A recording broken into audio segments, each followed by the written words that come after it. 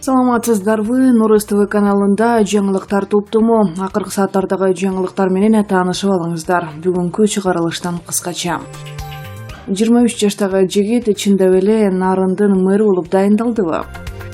Казакстанда иштеген кыргыз жарандарын милиция кармап кетти. Консулдук эмне иш кылып жаткандыгы белгисиз.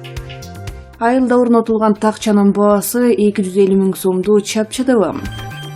Алдыда ушул жана башка жаңылыктар туурасында кененирээк маалымат биздин каналга жазылып, видеого лайк басып, жаңылыктар менен өз убагында кабардар болуп туруңуздар.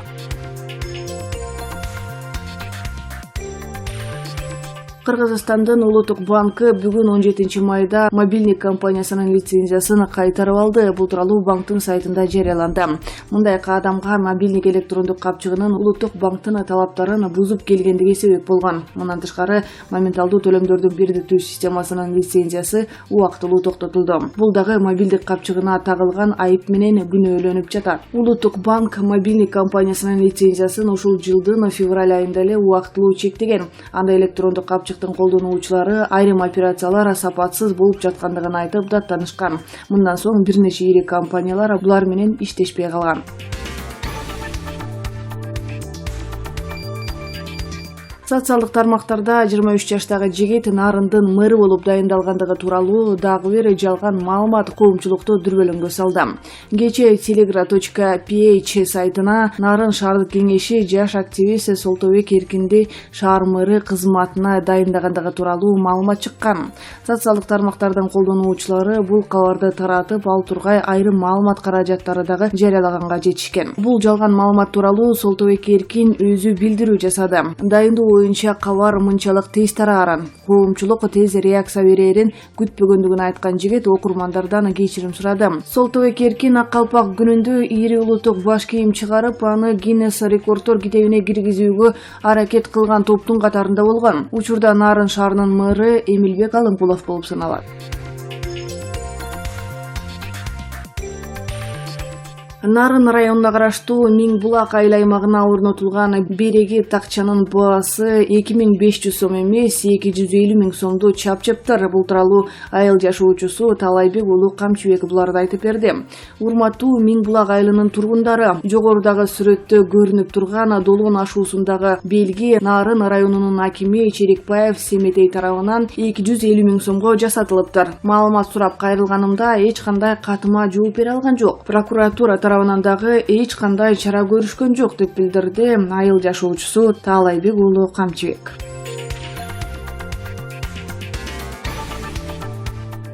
Санариптешүү берген жеңилдиктерди Кыргызстандын эң четки айылдарына чейин сезе баштады. Бул тууралуу бүгүн 18 майда премьер-министр Мухаммедкалый Абылгазиев Бишкекте Datacom Central Asia 2019 конференциясынын ачылышында сүйлөп жатып айтты.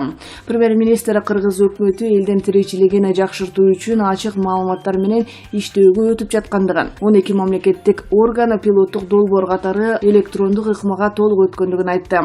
Каттоого алуу жеңилдетилгендигин, маалыматка жана башка расмий кагаздарды берүү, салык жана башка төлөмдөрдү жүргүзүү кыйла оңой болуп калгандыгын мисал келтирди. Маалымат тармагында бир катар тажрыйба алмашуу өркүндөтүүгө арналган Datacom Central Asia 2019 конференциясына Борбор Азия аймагынан адистер, бийлик өкүлдөрү, активисттер жана журналисттер катышып жатат. Кыргызстандан сырткары Казакстан, Тажикстан, Өзбекстандан жалпысынан 200дөн ашуун адам келди.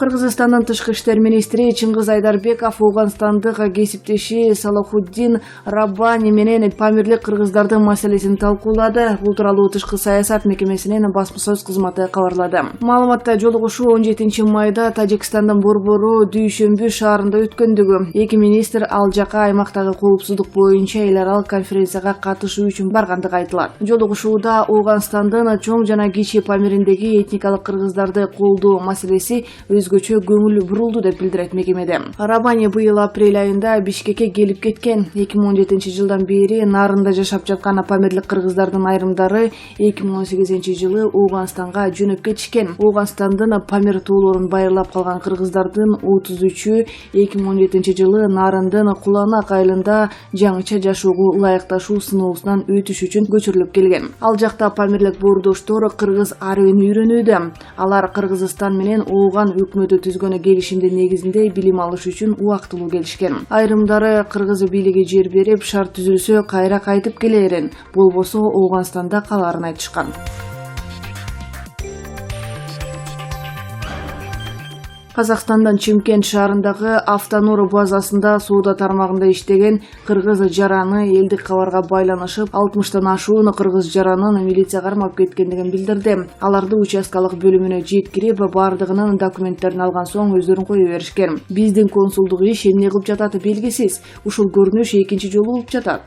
Биздин бийлик качан Казакстан менен миграция маселесин чечип берет деп билдирди окурман. Орусиянын Ленинград облусунда кыргыз жаранынын жансыз денеси табылды. Өлүм алдында аны электр зымдары менен байлап коюшкан. Бул тууралуу орусиялык басылмалар жазып чыгышты. Мигранттын сөөгү турак жай курулуш аянтында жумуш учурунда 16 май күнү саат 11:30 чамасында табылган. Эксперттер анын баш сөөгү сынып, мыкаачылык менен өлтүрүлгөндүгүн аныкташкан. Ошондой эле анын буттары электр зымдары менен байлангандыгы белгилүү болгон. Маркум 1990 жылы туулган, кыргыз жаран экендиги такталган. Окуя боюнча кылмыш иши козголду.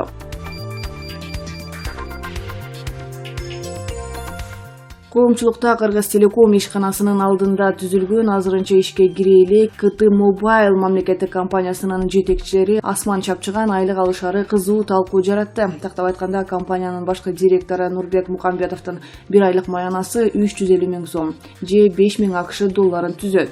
Ошондой эле анын орун басары Эрназар Рысалиев айлык маянасы 3 000 сом. Андан ары техникалык директор Николай Дмитриенконуку 290 000 сом. Долбоордун башчысы Руслан Гайдаровдуку 140 000 сом. Роуминг боюнча жетекчи Раушан Белекованыкы 85 000 сом айлык алып, тизме узарып кете берет. Кызыгы Кыргыз Телекомдун жетекчиси 30 000 сом айлык алат. Ал эми анын алдындагы КТ Mobile'дын жетекчиси 5 000 доллар айлык алат деген кайсы логикага сыят. Анын үстүндө Кыргыз Телеком 107 миллион сом карызы бар. Банкроттук абалдагы ишкана. Бул 2018 жылы түзүлгөн КТ Mobile компаниясы мамлекеттик эки уюлдук оператор болуп түзүлгөн. Байланыш рыногуна кирүүнү пландап жатат. КТ Mobile'дын башкы директорунун орун басары Эрназар Рысалиев өкмөт башчы Мухаммедкалый Абылгазиевдин бажасы, мурдагы министр Иманкадар Рысалиевдин уулу экен. Кызыгы, коомдо чуу жаралгандан соң өкмөт башчы Мухаммедкалый Абылгазиев бажасынын баласы орун басар болуп иштерин билбес деген, анын иштен кетиши керектигин пресс кызматы аркылуу билдирген болчу. Өз оозу менен айткандан жалтактадыбы, баарынан дагы билбей туйбай калгандыгы кызык. Айткандай, коомчулуктагы чуудан кийин компаниянын жетекчисинин орун басары Эрназар Рысалиев Олчойгун айлык алуу тууралуу маалыматты четке кагып, ишканадагы эң жогорку айлык 157 000 сом, эң төмөнкү айлык 18 000 сом экендигин 14 майда басма сөз жыйынында чөп башлап айткан болчу. Бирок айлык маяна боюнча справка, штаттык расписание, премиялар боюнча ведомствону көрсөткөн жок. Компания түзүү боюнча акционерлердин жыйынтыгынын чечими менен протоколу, компаниянын гендиректоруна кандай талаптар менен качан конкурс жарыялап, кадрлар кандай негизде тандалгандыгы белгисиз бойдон калды. Бул чыр жогорку кеңешке чейин жетти. Жогорку кеңештин депутаты Жанарбек Акаев ишти баштабай туруп өзүнө ири суммадагы айлык чегерген. КТ Mobile ишканасы боюнча депутаттык комиссия түзүүнү сунуш кылып, бул маселеге көңүл буруп, компаниянын артында ким тургандыгын, анын максатын иликтеп чыгышы керектигин демилгеледи. Ал эми депутат Рыскелди Момбеков Кыргыз Телекомдогу кыңыр иштерди айтып чыкканда эч ким көңүл бурбай койгондугун белгилеп, өкмөттү КТ Mobile жетекчилеринин айлык акысы боюнча маалыматка реакция кылган жок деп сындады. Аталган иш боюнча комиссия түзүлдү. Эми кайсы чоңдун төбөсү сүрөк эдет күтүү тууралуу. Коомчулуктагы сындан кийин премьер-министрдин бажасы Иманкадар Рысалиевдин баласы Эрназар Рысалиев иштен кетти. Эми депутаттык комиссия Мукан Абылгазиевди алып түшөөрү айтылууда. Иманкадар ошентип бажасы Мухаммедкалыйдын түйүнө жеткендиги айтылды. Айтмакчы, Абылгазиевдин дагы бир бажасы Эрнис Абакеров Мегакомдо аудитор болуу иштери дагы белгилүү болду.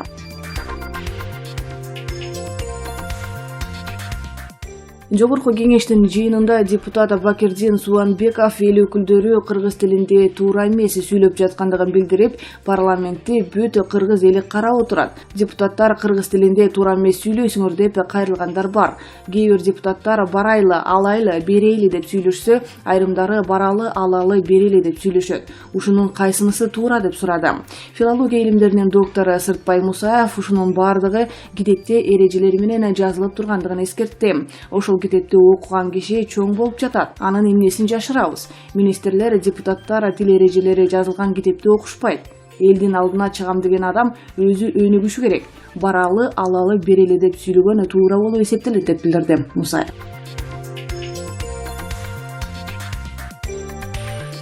Уюшкан кылмыштуу топтун мүчөсү деп саналган адам ички иштер органдарынын Атайын багыттагы отрядынын мурдагы кызматкерин сабаган окуяны Жалал Абад облустук милициясы текшерип жатат. Белгисиз бирөө мурдагы ички иштер органдарынын кызматкери делген адамды сабап жаткан видео өткөн жумада чыккан. Социалдык тармактарда тараган тасмадан сабап жаткан кишинин сөгүнгөнүн дагы угууга болот. Жалал Абад облустук ички иштер башкармалыгынын басма сөз кызматынын улук инспектору Нурдин Желентаев окуя териштирилип жаткандыгын айтты. Тасмага түшкөн окуя боюнча материалдар чогултулуп, кылмыштардын жана жоруктардын бирдиктүү реестрине 14-майда катталды. Видеодо адамдардын тек жайы такталган. Сабалды делген адам аскер же орган кызматкеринин ардагери эмес, бирок мурда ички иштер органдарында иштеп кетиптир. Экөө тең облустун тургундары. Токмоктолду деген адам Жалал Абад облустук ички иштер башкармалыгына караштуу Атайын даярдыктардагы отряддын мурдагы кызматкери, Сузак районунун 42 жаштагы тургун экендиги белгилүү болду. Ал эми сабалды деп шек саналган киши кылмыштуу топтун мүчөсү экендиги айтылууда. Жабырлануучу максат кол көтөргөндөр мыйзамдуу жазасын алышы керек деди. Мен ал балдарды мурда кийин көргөн эмесмин жана жакшы тааныбайм. Видеонун интернетке чыгып кетүүсү күтүүсүз болду. Бул боюнча өз коопсуздугумду ойлоп укук коргоо органдарына кайрылган жокмун. Учурунда өзүм жана үй бүлөм үчүн коркуп турам. Мамлекетте мыйзам иштесе, мага кол көтөргөндөр мыйзамдуу жазасын алышы керек деп эсептейм. Максат 1999-жылдан 2005 жылдары Жалал Абад облустук ички иштер башкармалыгынын Атайын даярдыктагы отрядда иштеген. Баткен согушунун ардагери. Ал 6-майда кечке жок Жалал Абад шаарында сабалган. Жабырлануучу аны сабагандар Кримтөбөл Камчы Гүлбаевдин кылмыш тобуна мүчө Сузактык Чаш жана Каракөлдүк Жун аттуу кайман аты бар адамдар экендигин айтты. Мурдагы орган кызматкери бул коркунучтун башы кийинки жылы өтө турган жогорку кеңештин депутаттарын шайлоого барып такалат деп билдирди. Мен 2005 ички иштер органдарынан кеткенден бери жеке ишкердик менен жана дыйканчылык менен алектенем. Эч кимге зыяным тийбейт. Айылдагы карапайым эле кишимин. Мага кол көтөргөн балдар айылдашым сапардан алыстап, ал менен мамилени үз деп эскертип жатышпайбы? Алар ачыгын айтпаса да, бул коркутуулар келерки жылы өтчү шайлоодо айылымдагы кайсы бир талапкерге жардам берүү же колдоо көрсөтүү тууралуу болууда. Азыр мен депутаттыкка талапкер болчу башка адам менен мамиле кылып жүргөнүмдү алар жакшы билет. Бул окуядан кийин менин жана менин үй бүлөмдүн коопсуздугу коркунучта. Ошондуктан досторум жана туугандарым күнү түнү биз менен болуп күзөтүп турушат. Максат бир аптадан бери дарыланып жаткандыгын билдирди. Бул окуяга жогорку кызмат адамдарынын чейишиси бар деп болжолдоп жаткандыгы менен конкреттүү ысымдарды атаган жок. Мурда кийин Атайын даярдыктагы отрядда иштеп кеткен кызматкерлер бул окуяга тынчсыздануусун билдирип жатышат. Аймакта бул кызматчылар тарабынан уюштурулган коом президент баштаган өлкө жетекчилерине кайрылуу жолдоого даярданууда. Милициянын ардагери Мухтар Исмаилов бул окуяны уюшкан кылмыштуу топтордун баш көтөрүшүнүн белгилери катары баалап, мындай кырдаал ички иштер министрлигинин алсыздыгынын көрсөткүчү деп эсептейт. Биз кандай коомдо жашап жатабыз? Мыйзамдуулук сакталабы же уюшкан кылмыштуу топтор ар кимди эле сабап кете береби? Бийликтин каралар менен күрөшүп жатабыз дегени жалган. Ички иштер министрлиги өз тизмесинде турган кылмыштуу топтор менен күрөшүүнүн ордуна кайра алар менен кызматташып жаткандыгы билинип жатат. Жакында эле ички иштер министри Кашкар Жунушалиев парламентте уюшма кылмыштуу топтор болгон жана боло берет деп атпайбы? Демек бул мамлекеттин алсыздыгы. Мурда ички иштер органдарында иштегендерди гана эмес, азыр иштеп жаткандарды дагы каралар сабап жатат. Ички иштер министри Кашкар Жунушалиевке өткөн айда жогорку кеңеште уюшкан кылмыштуу топторго байланыштуу суроо берилген. Министрдин каралар тыйылбайт деген мазмунундагы жообу талкуу жараткан. Уюшкан кылмыштуу топтор ар дайым болуп келген жана боло берет. Андайлар баардык мамлекетте бар.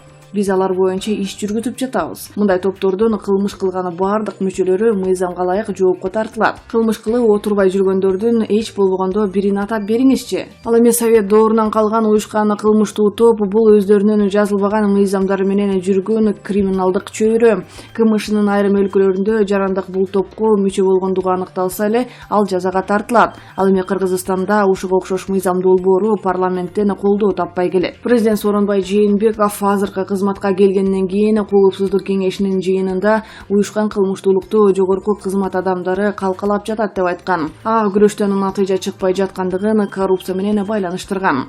Уюшкан кылмыштуулукка каршы күрөш ийгиликтүү болбой жаткандыгынын негизги себеби коррупция. Эксперттердин айтымында криминалдык чөйрөдөгү капитализациянын көлөмү абдан чоң суммага жетти. Канча сумма экендигин билесиңер. Уюшкан кылмыштуулук чөйрөсүндө чоң өлчөмдөгү акчанын агымы укук коргоо жана сот органдарындагы жогорку кызмат адамдарынын катышуусу болбосо мүмкүн эмес. Уюшкан кылмыштуу топтор баңгизаттардын транзитин жана товарлардын аткезчилигин тынымсыз жүргүзүүдө. Алар ири рентабелдүү бизнести, өзгөчө акцистик товарларына байланышкан бизнести калкалоо менен алектенишет. Күч түзүмдөрүндө коррупция болбосо, криминалдык топтор бул иштерди жасай алышпайт. Эч жакка жыла алышпайт. Эгер тапшырма берсе, 2 сержант, 2 лейтенант барып эле баарын жаап коет. Ошондой тапшырма болбойт. Анткени өзүңөр аралашкансыңар деди. Ички иштер министрлигинин маалыматы боюнча, Кыргызстанда кылмыштуу топторду бир нече жолу кылмыш жообуна тартылган Камчы Гүлбаев, Азиз Батукаев жана Алмазбек Бокушев өңдүүлөр жетектешет. Алардын ичинен Камчы Гүлбаев менен Алмазбек Бокушев Кыргызстанда эркиндикте жүрүшөт. Ал эми Азиз Батукаевди кыргыз бийлик органдары орусу катуу деген негизде түрмөдөн бошоткондон бери ал Чеченстанда экендиги айтылууда. Расмий маалыматтар боюнча, уюшкан кылмыштуу топтун мүчөсү катары 500 ашык адам каттоодо турат. Анан дээрлик көбү Камчы Гүлбаевдин кылмыш тобуна мүчө. Мындан сырткары жогорудагы 3 топко чейишеси жок. Өз алдынча башка майда топтогу 1035 адам Ички иштер министрлигинин атайын каттоосуна уюшкан кылмыштуу топтун мүчөсү катары алынган.